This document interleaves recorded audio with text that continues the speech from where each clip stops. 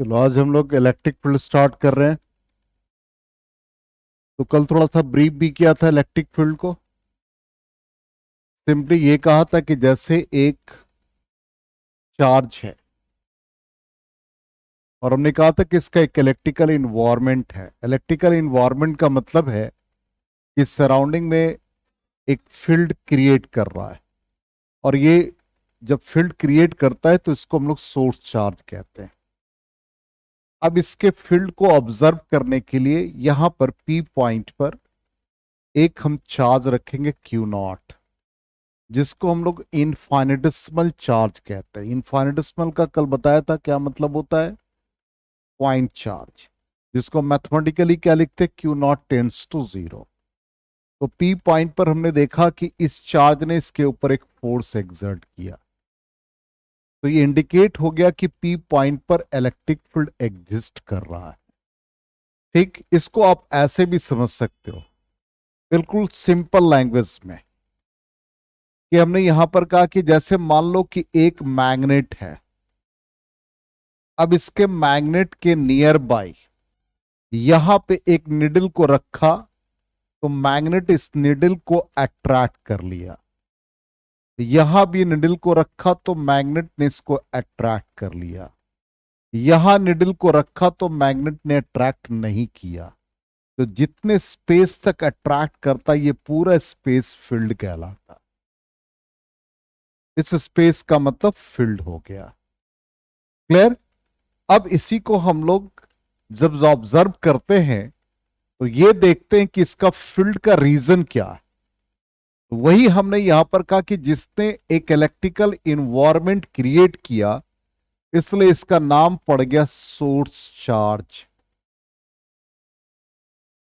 अब ये electrical environment को क्रिएट किया। ठीक, सोर्स, एक मिनट, मिस्टेक हो गया, स्पेलिंग मिस्टेक। सोर्स चार्ज जो कि इलेक्ट्रिक फील्ड को क्रिएट कर रहा है या इलेक्ट्रिकल इन्वायरमेंट को क्रिएट कर रहा है, और इसको हमने कहा इनफाइनेटिसिमल। इनफाइनेटिसिमल का मतलब होता पॉइंट इन साइज। मैथमेटिकली इसको लिख सकते हैं q naught tends to zero. ठीक। तो जब इसने इन्वायरमेंट को क्रिएट किया तो पी पॉइंट पर हमने देखा कि इसका एक फील्ड, या आप कह सकते हैं ये चार्ज इसके ऊपर फोर्स एक्सर्ट किया। तो जितने स्पेस तक फोर्स एक्सर्ट किया वो पूरा स्पेस इलेक्ट्रिक फील्ड कहलाएगा। यहां तक क्लियर है सबको। ठीक। इसका मतलब हम लोग ये कह सकते the space around a charge q due to which it experiences a force known as electric field. बैठ जाओ बैठ जाओ। फैन चलाना तो चला दे। हाँ, आज तो बड़ा सरेंडर कर दिया एकदम तुरंत। इसके पहले तो सर फैन चलाइए। हाँ हाँ, फिर से। ये कहने के लिए बड़ा इजी लगता है, लेकिन जब प्रॉब्लम बनाने के लिए बैठते हैं तो प्रॉब्लम सॉल्व नहीं होता है। हमने सिंपली यहां पर ये आपको कहा कि ये चार्ज क्यू है। कोई आए हैं क्या बाहर? Just a minute.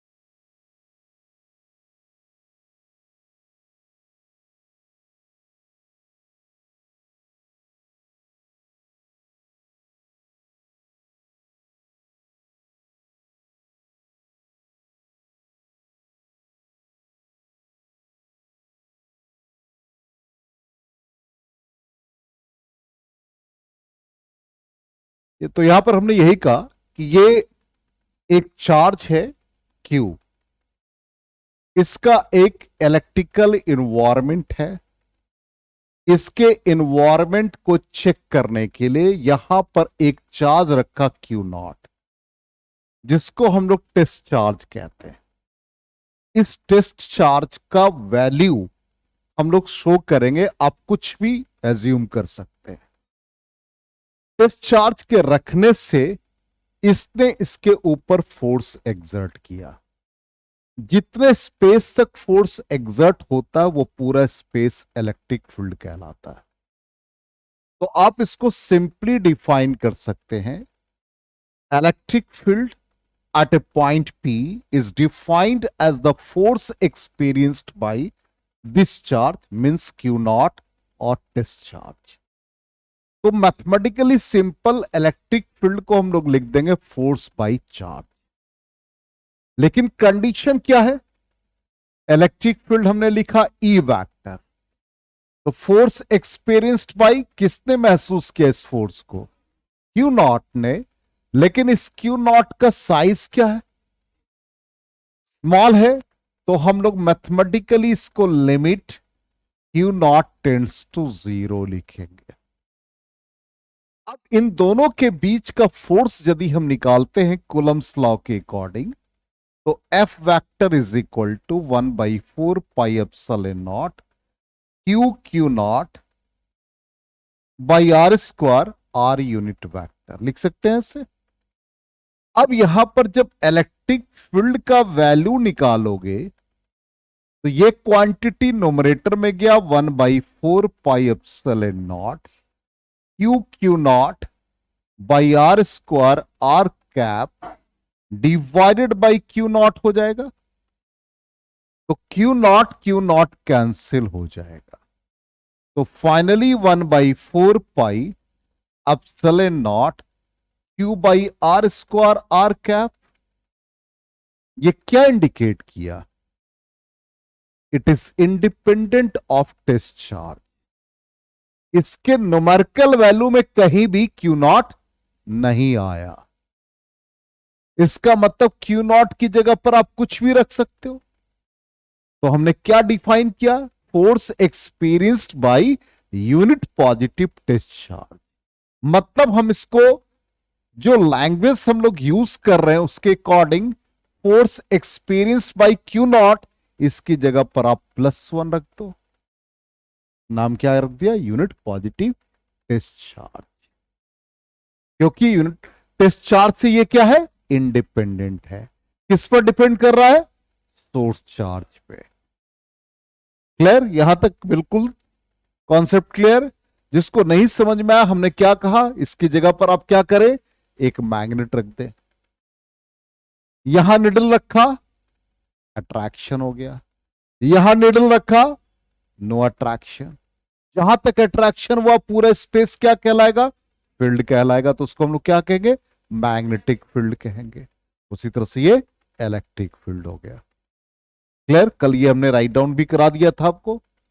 ठीक है, चलिए आगे बढ़े हम लोग। नेक्स्ट, तो मैथमेटिकली हम लोगों ने इसको इस फॉर्म में लिखा।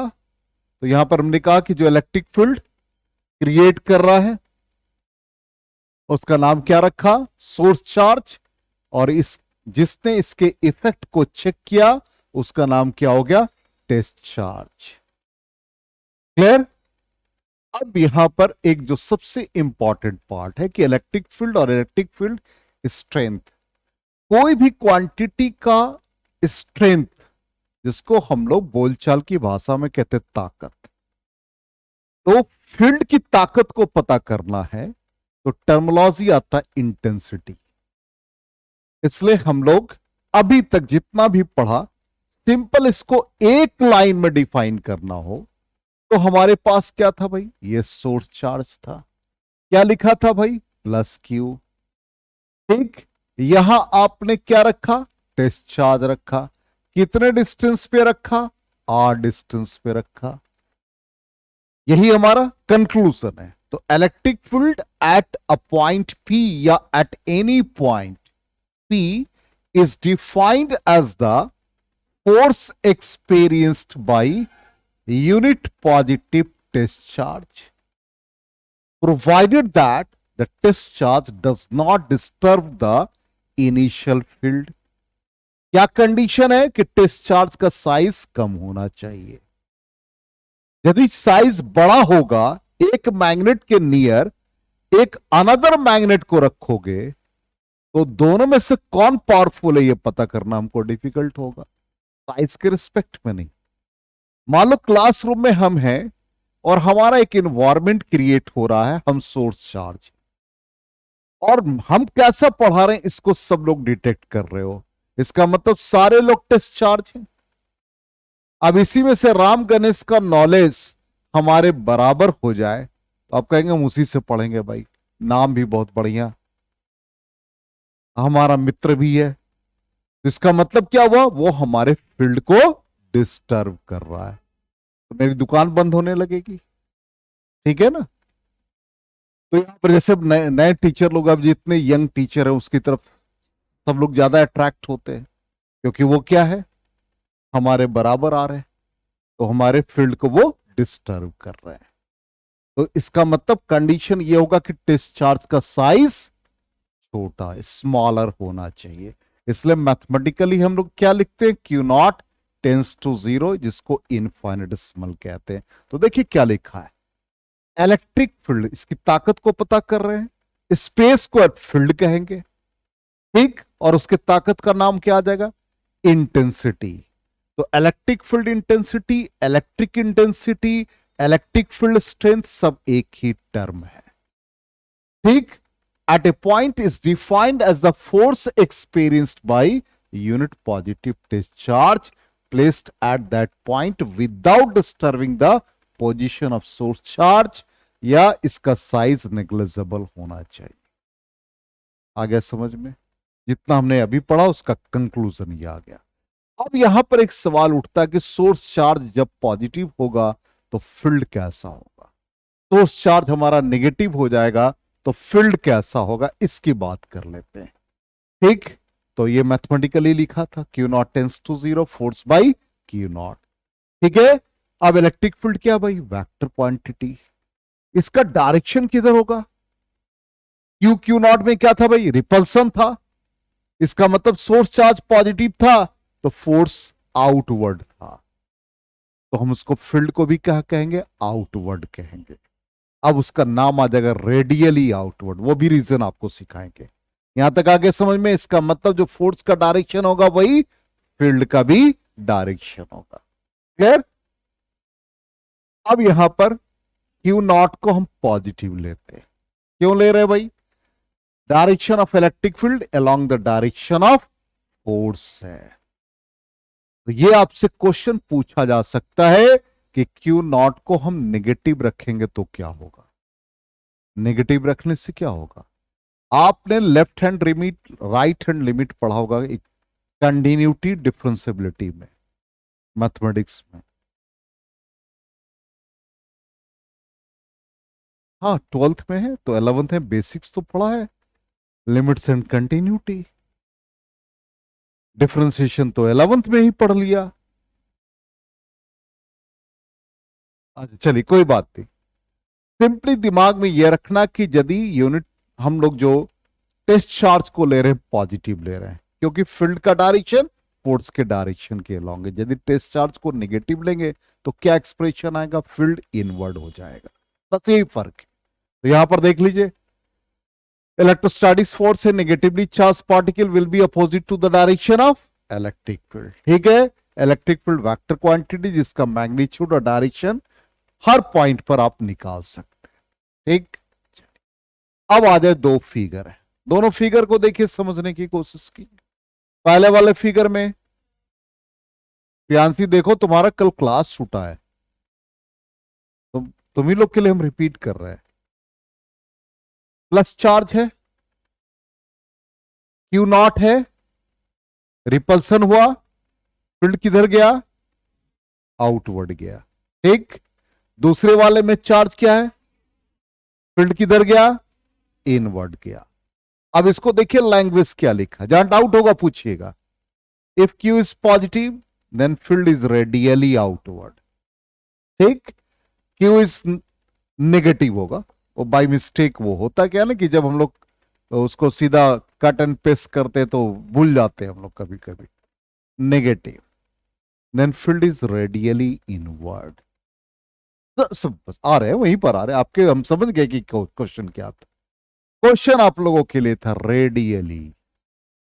ठीक, चलिए बॉयज लोग सभी बाइक चलाते हैं और बहुत स्लो चलाते हैं बेचारे आजकल। ठीक है ना, इतना स्लो चलाते हैं कि सामने वालों को उड़ा देंगे। तो आप लोग जो बाइक यूज करते हैं, कभी आपने देखा है MRF टायर या JK टायर या कोई भी कंपनी का टायर है तो उस पर लिखा रहता है रेडियल टायर। पढ़ा है? सारी चीजें लाइफ में साइंटिफिकली है। आप यहां से घर जाएंगे, घर से आएंगे, कोचिंग पढ़ेंगे, कुछ भी करेंगे, दिन भर आपकी मुलाकात फिजिक्स से, मैथमेटिक्स से होती है, लेकिन हम बड़े इजीली बोल देते कि फिजिक्स का यूज क्या है। डेली यूज है, डेली यूज है। हम खड़े हैं, यदि हम दोनों पैर पर ऐसे खड़े रहें तो बहुत ज्यादा देर तक नहीं खड़े रह पाए, इसलिए हमने बॉडी को शिफ्ट करते रहते हैं, कभी लेफ्ट साइड कभी राइट साइड। आप ऐसे खड़े ही नहीं हो सकते। यदि आपको 4 घंटे 8 घंटे खड़े होना हो, पढ़ाना हो, जो कि आप नहीं करने वाले हैं, आप लोग तो इंटरप्रेन्योरशिप में जाएंगे तो इजी नहीं होता है। तो डेली फिजिक्स की बात, तो यहां भी रेडियली वही है, ध्यान दीजिएगा। हम फिगर ड्रॉ कर रहे हैं, देखते कितना समझ में आता। चार्ज क्यू है, यहां पर क्यू नॉट रखा, रिपल्सन हुआ, ये डायरेक्शन हो गया। ठीक, आप बोलते चलिएगा। अब हम यहां हॉरिजॉन्टल नहीं रख रहे हैं, हम वाई पर रख रहे हैं। क्यू नॉट यहां रखा, फील्ड क्या होगा, ऊपर की तरफ। ठीक है, अब एक्स वाई के बीच में कहीं रखा, किधर होगा फील्ड, इधर होगा एरो।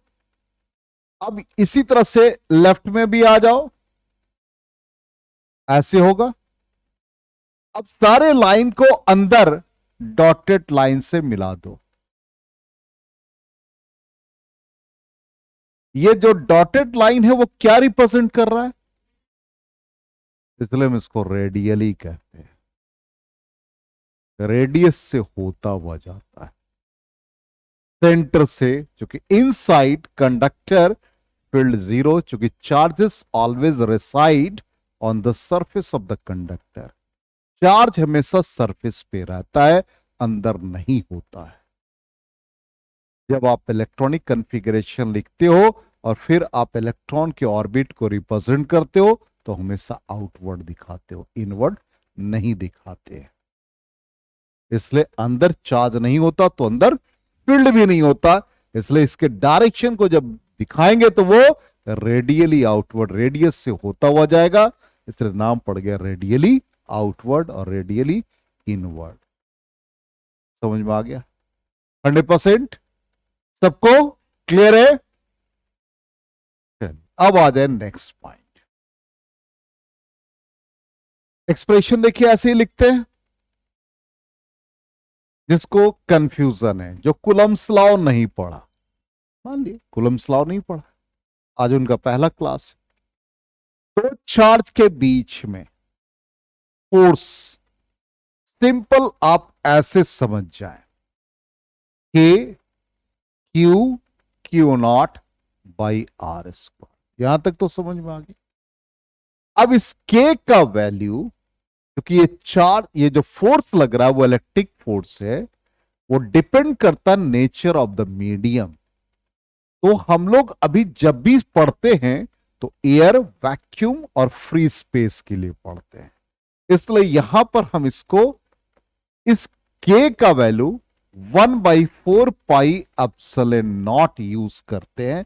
आप अभी सिर्फ इतना ही समझे, ठीक है, रिवीजन क्लास में हम आपको समझा देंगे बाई आर स्क्वायर। यहां तक तो क्लियर। अब यहां पर हम वेक्टर फॉर्म में लिख रहे हैं। वेक्टर फॉर्म में हमने प्रीवियस क्लास में बताया था और 11th में भी पढ़ा। जैसे मान लो 2 न्यूटन का फोर्स एक्स एक्सिस के अलोंग लग रहा है, इसको वेक्टर फॉर्म में कैसे लिखेंगे? चलो, तुमको नींद आ रही, तुम्हारी नींद हम तोड़ते हैं। हाँ हाँ, बाबा रामदेव वाला योगा कर रही थी। उस साइज का गोलगप्पा मार्केट में अवेलेबल नहीं है, इतना बड़ा साइज था। 40, हाँ चलो। 2 न्यूटन बोलो। अरे वो ऐसे ही क्लास में जब तक हम लोग ऐसे फॉर्मल नहीं होंगे तो फिर इंटरेस्ट ही नहीं आएगा। 2 न्यूटन का फोर्स एक्स एक्सिस के लॉन्ग है, इसको वेक्टर फॉर्म में लिखना है। गुड, बहुत अच्छी बात। 2 i कैप।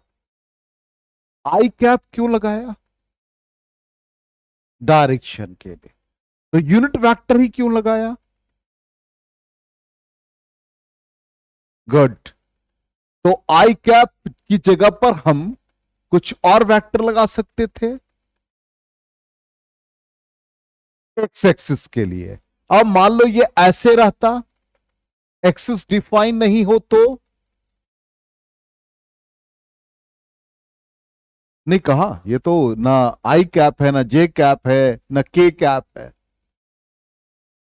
कुछ नहीं लगाएंगे। ठीक, इन्होंने कहा कुछ नहीं लगाएंगे। सिंपल, यहां से यहां तक का जो डिस्टेंस होगा, वो डिस्टेंस यदि आर है तो हम r vector is equal to r i cap की जगह पर कोई यूनिट वेक्टर ले लेंगे इसके अलोंग। मान लो यूनिट वेक्टर है, सिंपली कुछ भी नाम दे दो, एस यूनिट वेक्टर, तो इसकी जगह पर रिप्लेस होके ये इस कैप दे देगा जो आप मेजर करना चाहते हो। उसी तरह से यहां पर नेक्स्ट पार्ट पे आ जाए तो ये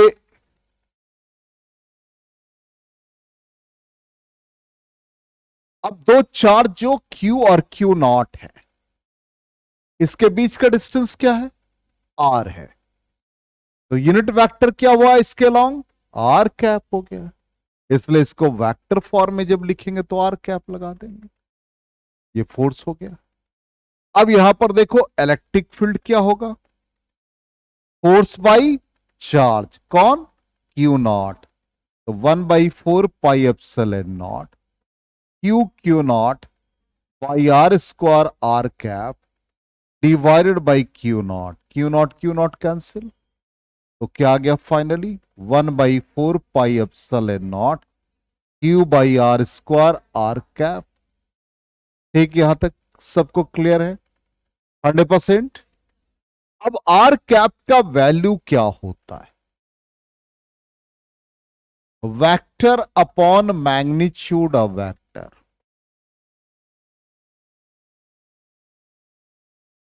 इसका वैल्यू डाल दो, क्या आ जाएगा? जल्दी बता दो। आर स्क्वायर, और इसकी जगह पर पुट कर देंगे तो आर वेक्टर बाई आर, तो 1/4 pi epsilon naught r cube हो जाएगा। देखो यहां पर यही रिजल्ट है। बोलो क्लियर? 100%? गुड।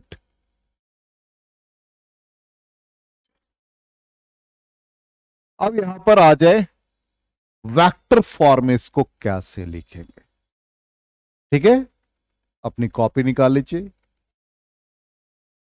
Rough copy. ये तो जहां तक पढ़ा है ये तो आप वीडियो देख करके आप नोट्स बनाएंगे, इसलिए ये काम किया जा रहा है। इसी बहाने आप 2 बार पढ़ेंगे फिजिक्स को, नहीं तो सब घर जाकर के प्रियांशु आज तक नहीं देखा, एक भी इसके मोबाइल में एक भी वीडियो नहीं देखा होगा ये। आइए सुधांशु इससे कॉपी ले लेता है, नोट कर लेता है। चलिए, अब टॉपिक हमारा है इलेक्ट्रिक फील्ड। लिखो, electric field due to a point charge electric field due to a point charge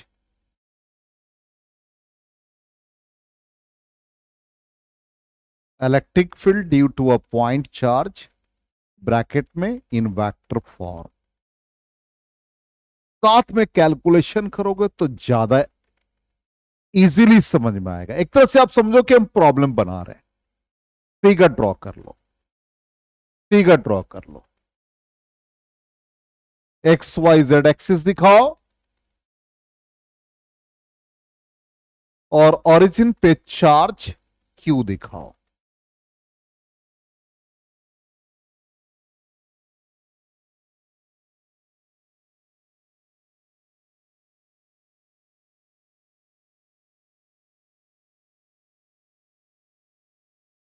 ठीक, और पी पॉइंट पर हम लोग क्यू नॉट चार्ज को दिखाएंगे। ठीक, यहां तक क्लियर है सबको 100%। अब क्यू क्या बना? Source charge. क्यू नॉट क्या बना? Test charge. ठीक, अब क्यू क्यू नॉट पर फोर्स लगाएगा, फील्ड कैसा होगा? जिसको हम लोग रेडियली आउटवर्ड कहेंगे। अब यहां पर हम लोग इसका साइन ई वेक्टर यहां पर लगा देंगे कि ये फील्ड हमारा रेडियली आउटवर्ड है। ठीक, अब ये जो फील्ड है ई, यदि हम इस पूरे कोऑर्डिनेट फ्रेम को देखें, इसका मतलब it is the resultant of x y z axis. इस तीनों का रिजल्टेंट है। और जब तीन एक्सिस दिखाते हैं, इसका मतलब स्पेस 3 डायमेंशन कहलाता है। दो कोऑर्डिनेट है तो प्लेन कहलाएगा। इसका मतलब ई वेक्टर जो बनेगा वो स्पेस में बन रहा है। ठीक, तो स्टेप 1 इलेक्ट्रिक फील्ड वेक्टर, हम लोग 1/4 पाई एप्सिलॉन नॉट की जगह के भी यूज कर सकते हैं। ठीक, दोनों आप यूज कर सकते हैं, जो आपको कन्वीनियंट लगे। यहां पर इसका कोई मतलब नहीं। तो Q by r cube r vector. Clear यहां तक? और इसको आप ऐसे भी लिख सकते हैं, r is the position vector, और जिसको हम लोग रिप्रेजेंट कर रहे हैं, यहां पर देख लीजिए फिगर के अकॉर्डिंग ओपी क्यूब और ओपी वेक्टर। बोलो यस नो? ओ से पी, देखो यही हमारा डिस्टेंस आर है, तो आर वेक्टर इधर ही है ना। तो ओ से p position vector with reference to origin of the coordinate system, जिसको आर वेक्टर को हम लोग लिख सकते हैं ओपी वेक्टर के इक्वल। अब इस आर वेक्टर का वैल्यू क्या होगा, कोई बता सकता है? पोजीशन वेक्टर जल्दी से बताओ। आर पोजीशन वेक्टर मतलब पोजीशन ऑफ द पार्टिकल, तो उसका कोऑर्डिनेट हम देखेंगे। कोऑर्डिनेट क्या है भाई? एक्स वाई जेड है। कैसे लिखेंगे वेक्टर फॉर्म में? एक्स लिख देंगे पहला कोऑर्डिनेट, और एक लेफ्ट साइड में वेक्टर है, तो राइट साइड भी वेक्टर होना चाहिए। तो एक्स के लिए कौन सा यूनिट वेक्टर? गुड, आई कैप, कॉमा की जगह पर प्लस आ जाएगा। वाई जे कैप, एक्सलेंट, मिल गया आर वेक्टर। और नीचे डिनोमिनेटर में क्या है भाई? नहीं, नीचे आर क्यूब है, इसका क्यूब चाहिए, तो हमको मैग्नीट्यूड पहले निकालना पड़ेगा। तो मैग्नीट्यूड निकालेंगे तो अंडर रूट, गुड, इसका मतलब इसका पावर हाफ हो गया। अब जब हम इसको आर क्यूब लिखेंगे तो इसका पावर क्या बन जाएगा? 3/2। बोलो यस नो? अब इलेक्ट्रिक फील्ड को भी तो हमको तीनों डायरेक्शन में लिखना पड़ेगा, लेफ्ट साइड में। तो इलेक्ट्रिक फील्ड को लेफ्ट साइड में क्या लिखेंगे? I cap e x, j cap e y, k cap e z. 1/4 pi epsilon naught. Q हो गया, नीचे क्यूब है, आर क्यूब है, तो x square plus y square plus z square 3/2 हो गया, और यहां x i cap, y j cap, z k cap. बोलो 100% क्लियर? यहां तक नोट कर ले क्विक।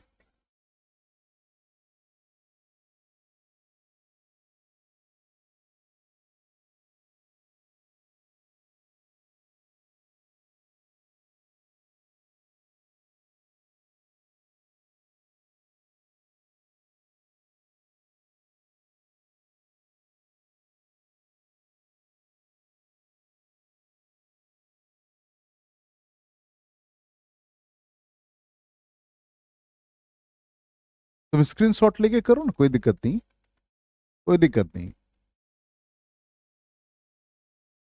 एकदम कंफर्टेबल वे में, ऐसा नहीं कि हर बड़ी कोई स्क्रीनशॉट लेके उसको, चूंकि देखने में तुमको दिक्कत हो रही है।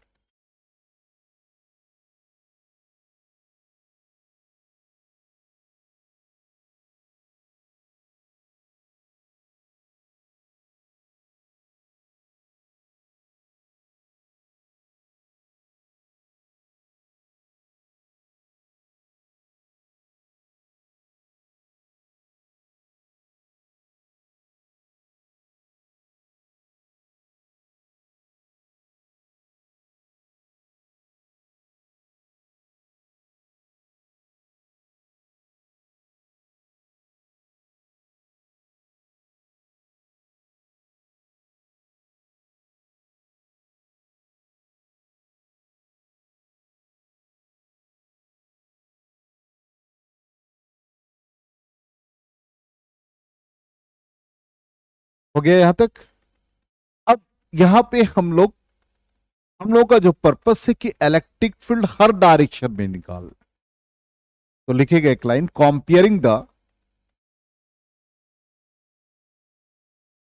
comparing the coefficients of I cap,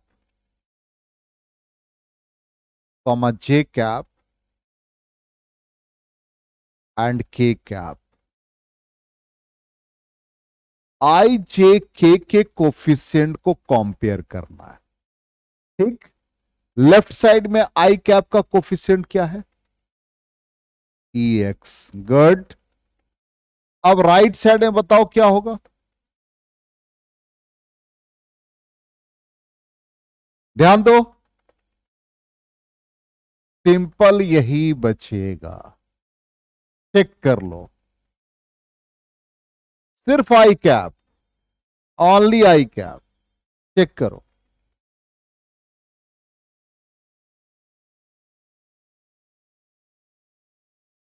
I cap का ये तो क्यू आया, एक्स आया, और ये क्वांटिटी तो कॉमन है।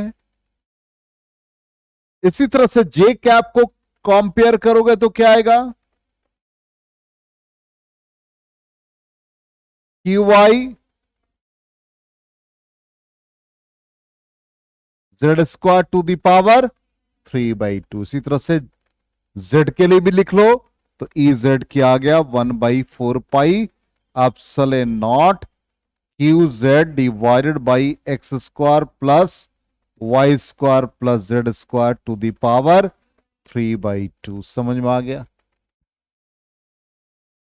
यही हम लोगों का पर्पस था कि वेक्टर फॉर्म में हम लोग लिख करके स्प्लिट कर सकते हैं, एक्स कंपोनेंट क्या आएगा, वाई कंपोनेंट क्या आएगा, जेड कंपोनेंट क्या आएगा।